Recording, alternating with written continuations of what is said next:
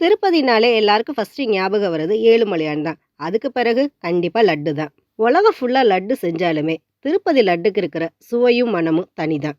இன்னைக்கு நம்ம இந்த வீடியோல அந்த திருப்பதி லட்டோட வரலாறை பத்தி தான் பார்க்க போறோம்.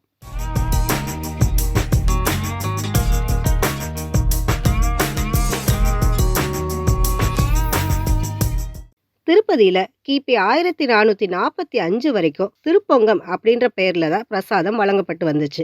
அதுக்கு பிறகு சீக்கிரமே கெட்டு போகாம இருக்கிற சுயம் இனிப்பு பிரசாதமா அங்க கொடுக்கப்பட்டுச்சு. 1455 வருஷத்துல இருந்து திருப்பதி கோவில்ல அப்பம் தான் பிரசாதமா கொடுத்திருக்காங்க. அதுக்கடுத்து 1460 அது வடையா மாறுச்சு. அடுத்து 1468 வடைக்கு பதிலா அதிரசமும், அதுக்கப்புறம் மனோகரம் அப்படின்னு சொல்லப்படுற இனிப்பும் பிரசாதமா அங்க கொடுத்தாங்க. அதாவது 1803 வருஷத்துல இருந்து மதராஸ் மாகாணம் அமல்படுத்திய பிரசாத விநியோக முறையின்படி பூந்தி தான் பிரசாதமா அங்க கொடுத்திருக்காங்க. திருப்பதி ஏழுமலையானுக்கு படைக்கப்படுற நைவேத்தியங்கள்ல லட்டும் சேர்க்கப்பட்டுச்சு. பூந்திக்கு பதிலா லட்டே பிரசாதமா கொடுக்கலாம்னு முடிவு பண்ணி இப்ப வரைக்கும் அதுதான் பிரசாதமா கொடுத்துட்டு வராங்க.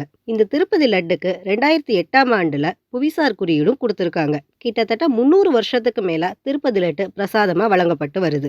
இதை விட சுவாரஸ்யமான ஒரு விஷயம் என்னன்னா, ஒரு நாளைக்கு கிட்டத்தட்ட 3 லட்சம் லட்டுகள் தயார் செய்யப்படுதாம். மொத்தம் இதுக்காக 620 பணியாளர்கள் லட்டு தயாரிக்கிற பணியில ஈடுபடுத்தப்பட்டிருக்காங்க.